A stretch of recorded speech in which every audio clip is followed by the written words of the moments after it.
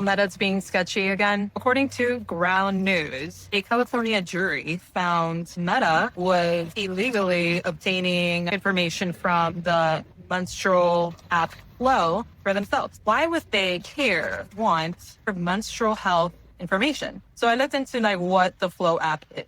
And the Flow app is pretty much like a ovulation period tracker, menstruation tracker, all that stuff. You could even share it with your healthcare providers or your partner for your tracking your period, your ovulation, all that good stuff, right? Sensitive stuff, which also in turn tracks your fertility. They always prided themselves on we are very private. All of our information is private. Well, in 2019, they got in trouble, apparently, that they were sharing their information. I wish I could say that I'm surprised, shocked, and appalled, but I unfortunately am not. And just recently, a California jury found that from 2016 to 2019, Flow definitely was sharing personal information from their menstrual app to Meta. It's just why? Why do they want to know so badly why and when and how if we're fertile? You all are making it nearly impossible for everyday women and everyday families to have larger families because of how expensive it is to just live here in the US at least. And then you track our fertility. I'm sorry, but that sounds disgusting. If it doesn't raise big red flags to you, I don't know how it wouldn't.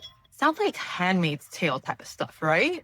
Why do you care? Why do you care so much if I'm fertile, if I'm having babies, or if I'm not having babies, if I'm infertile, or I'm having trouble conceiving, or whatever the hell, if I'm taking birth control in some form or not? Why do you care about that? Why is that important to you, Meta? What are you going to do with that? That's the thing. What are you going to do?